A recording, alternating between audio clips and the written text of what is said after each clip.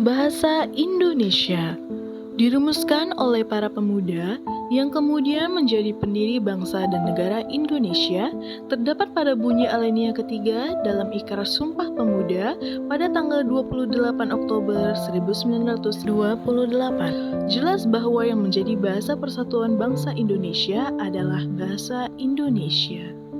Akan tetapi, banyak yang tidak mengetahui bahasa Indonesia yang baik dan benar, khususnya remaja. Para remaja di zaman modern juga banyak yang tidak mengimbangi kemampuan berbahasa Indonesia dengan berbahasa asing. Dengan semakin berkembangnya bahasa gaul dan berbagai modifikasi yang sangat mengkhawatirkan, bahasa Indonesia sesungguhnya mulai tertinggal. Penggunaan bahasa Indonesia dalam pendidikan bukan hanya sebagai sarana komunikasi dalam pembelajaran, tetapi sebagai wujud kepatuhan terhadap undang-undang dan peraturan pemerintah.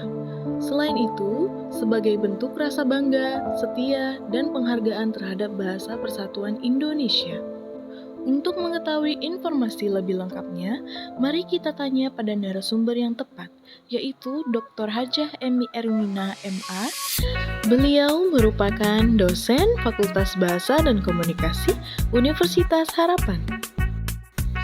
Halo semua, sekarang kami berada di Universitas Harapan Medan yang terletak di Jalan Imam Bonjol. Saya Salsabil Delila. Dan saya, Alayali Syakira, adalah mahasiswi Fakultas Bahasa dan Komunikasi Prodi Sastra Inggris. Akan menjadi host untuk podcast yang bertema peran bahasa Indonesia dalam pendidikan. Bagaimana peran bahasa Indonesia sebagai bahasa pengantar dalam dunia pendidikan? Oke, baik. Peran bahasa Indonesia itu sangat besar dalam pendidikan di Indonesia. Ya. Seperti kita ketahui, bahasa Indonesia itu digunakan mulai dari taman kanak-kanak sampai dengan universitas. Seluruhnya menggunakan bahasa Indonesia. Tapi bukan berarti kita tidak boleh menggunakan bahasa asing atau bahasa daerah. Ya, nah, jadi seperti di Universitas Harapan Medan, kan, sehari-hari di dalam mata kuliah menggunakan bahasa Inggris boleh. Ya, kemudian di daerah-daerah tertentu di awal kuliah misalnya atau di awal pendidikan SD, nah, contoh ini ya, menggunakan bahasa daerah di awal, kemudian baru menggunakan bahasa Indonesia. Karena apa? Di dalam Undang-Undang nomor 24 tahun 2009 mengatakan bahwa kita bangsa Indonesia harus menggunakan bahasa Indonesia. Ya, wajib. Bukan harus, wajib seperti itu. Berarti sudah ada juga di dalam undang-undang ya, kita harus menggunakan bahasa Indonesia.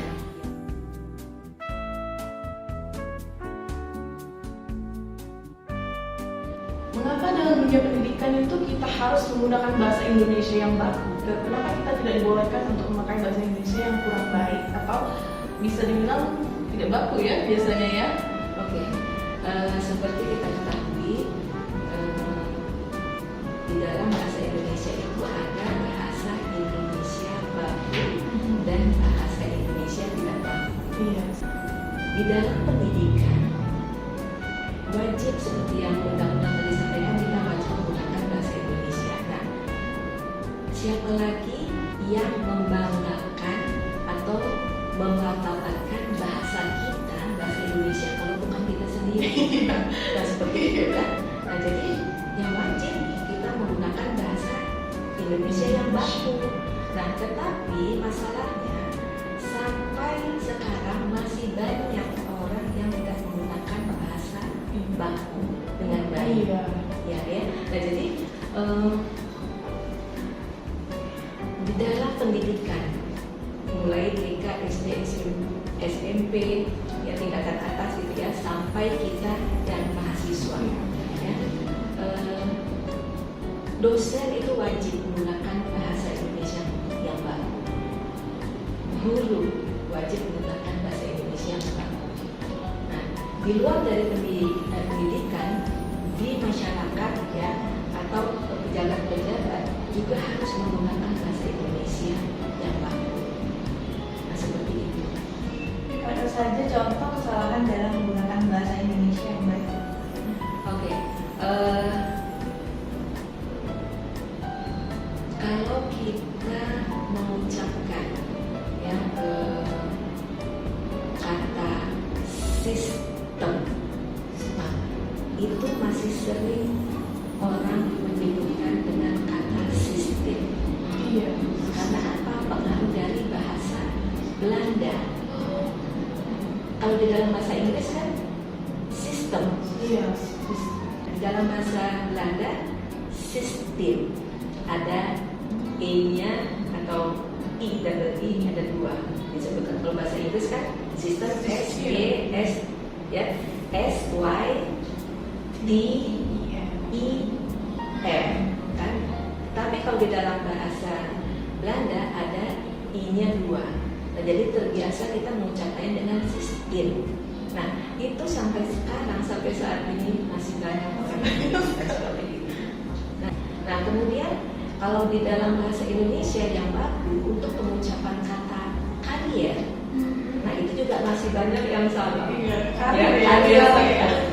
Ibu Eni sebagai wanita karir, salah, bukan karir, tetapi karier.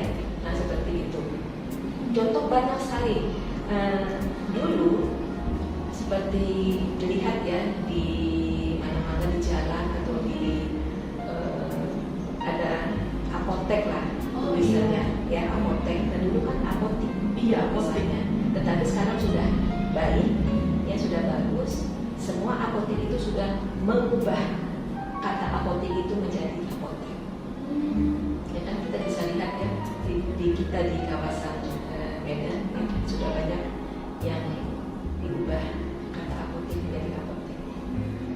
Masih banyak sekali lah Ragam bahasa ya. Lalu apa saja yang menandakan baku dan tidaknya bahasa Indonesia?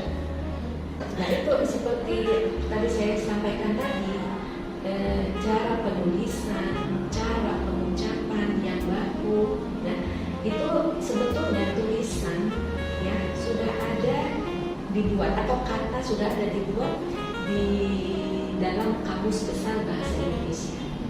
Itu semua kata baku itu ada di situ. Ya. Nah, kalau tidak baku, di situ juga ada, tapi nanti akan diberi petunjuk di Kamus Besar Bahasa Indonesia itu kata petunjuk panah, kata yang baku. Jadi kita melihat yang baku. Nah, kemudian ada pedoman umum ejaan bahasa Indonesia. Nah, kita melihat di situ bahwa ejaan yang baku itu adalah ini. Jadi bisa dilihat di Kamus Besar Bahasa Indonesia, kemudian di pedoman umum ejaan bahasa Indonesia. Di situ ada. Berarti kita harus banyak-banyak membaca juga kan? Ya, betul. Apa yang dapat dilakukan untuk mempertahankan penggunaan bahasa Indonesia yang baik dan benar, terutama di generasi mendatang? Oke. Nah, sebagai bahasa Indonesia, ya kita harus bangga ya dengan bahasa kita. Ya, kemudian kita harus berbahasa dengan baik, ya, karena orang akan menilai, melihat kita menggunakan bahasa Indonesia yang baik dan benar akan kelihatan intelektualitas kita itu. Ada nilai plus ya? Iya, nilai plus. Karena di dalam bahasa Indonesia kita bisa melihat bahwa bagaimana orang menyampaikan sesuatu dengan bahasa Indonesia. Kita lihat sendiri ya, menyampaikan apapun, hal apapun dengan menggunakan bahasa Indonesia. Nah, jadi berusahalah kita belajar ya, bahasa Indonesia. Ya, jadi akan kelihatan lah di situ bahwa kita itu orang yang lebih ilmiah kan, intelektual seperti itu. Nah, jadi dari mulai SD ya kita akan, guru itu harus memberi pengertian, mengajarkan tentang bahasa. Seperti yang awal di daerah kan biasanya bahasa daerah sedikit ya, kemudian nanti berubah menjadi bahasa Indonesia. Nah, ini ada 2 pertanyaan terakhir. Mengapa sampai sekarang masih banyak ditemukan kesalahan berbahasa? Faktor apa saja yang mempengaruhi terjadinya kesalahan dalam berbahasa? Oke, baik. Seperti kita ketahui, di Indonesia beribu-ribu bahasa daerah. Iya. Pengaruhnya itu sangat besar. Dan ke dalam bahasa yang baku atau ke dalam bahasa Indonesia, ucapan, misalnya seperti saya sampaikan tadi, yang pengaruh bahasa asing, pengaruh bahasa daerah. Nah, jadi bukan bahasa daerah saja ya yang mempengaruhi kesalahan-kesalahan tadi. Jadi kita baru lahir itu taunya bahasa daerah. Iya. Kalau di daerah, misalnya saja lah di daerah Batak, ya, di Sumatera Utara. Nah, mereka kesehariannya itu kan berbahasa daerah, ya. Nah, kemudian kan belajar tuh, mulai SD sudah ada wajib belajar bahasa Indonesia. Nah, diwajibkan mereka berbahasa Indonesia. Nah, seperti itu. Nah, jadi pengaruh-pengaruh dari bahasa daerah sangat banyak ya, karena di keseharian kita ya, kemudian di pergaulan bahasa asing. Iya, bahasa asing. Juga pengaruhnya banyak. Jadi pengaruh-pengaruh itulah yang masuk ke dalam bahasa Indonesia di keseharian. Nah, ini pertanyaan terakhir. Apakah logat atau dialek dari seseorang tetapi dia memakai bahasa yang baku, tetapi tetap ada dialek dari daerahnya, apakah itu dibolehkan? Ataukah itu sesuatu bahasa yang kurang baik atau Dialek susah ya, itu masing-masing. Ya, bisa seperti tadi orang Batak Iya. kalau menggunakan bahasa Indonesia selalu dipengaruhi dengan daerahnya. Iya. Misalnya kata mengapa, pengaruhnya di bahasa mereka sering mengucapkan dengan kata mengapa. Iya, nah itu, Ya kan? itu bagaimana? Nah, itulah yang baru kan mengapa. Iya. Nah, itulah yang masih sangat susah diubah untuk orang-orang Batak seperti itu. Sama juga dengan bahasa Jawa. Iya. Nah, bahasa Jawa juga seperti itu. Jadi ini maaf nih, itu kenyataan kita lihat. Misalnya Pak Prabowo, ini tidak apa-apa. Itu memang kenyataan. Ya kita lihat sendiri. Ya, atau almarhum Bapak Presiden kita, Bapak Soeharto, ya kalau mengucapkan, menyampaikan, selalu kannya itu diubah menjadi ken. Nah, itulah pengaruh dari bahasa daerah. Nah, itu sangat susah memang. Nah, tapi kalau menurut saya, kalau diusahakan di waktu atau acara-acara yang formal, gunakanlah bahasa Indonesia yang baku. Ya, itu sebenarnya. Oke. Jadi sesi pertanyaan kita sudah habis ya, dan semua sudah terjawab dengan baik oleh Dr. Raja Emi Erwina. Dan juga di sini Mam Emi terbiasa menggunakan bahasa yang bagus. Seharusnya kita harus mencontoh seperti yang dilakukan oleh Mam Emi Erwina, karena di generasi muda sekarang banyak sekali bahasa-bahasa yang sudah bercampur oleh bahasa luar atau bahasa asing dan juga dari bahasa-bahasa daerah. Nah, ayo anak-anak muda kita mencoba untuk belajar dan mempertahankan bahasa Indonesia yang baik dan sesuai dengan kaidah. Terima kasih. Terima kasih. Terima kasih.